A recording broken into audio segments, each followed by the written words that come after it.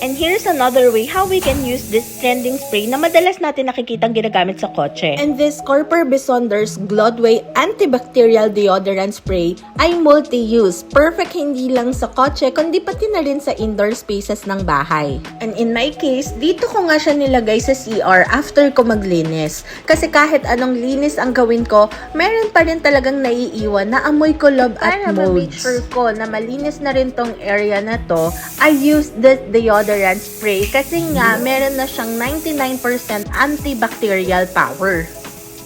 And sobrang dali nga lang pala nito gamitin kasi you'll just have to remove the cap, press the nozzle spray until mag-lock siya, then just let it do its magic. Just wait for a couple of minutes, like 5 to 15 minutes, bago ulit natin buksan yung area na pinaglagyan natin nito. And what I like about this product is talagang ginagawa niyang mabango at evenly spread out yung amoy nung area kung saan natin siya nilagay.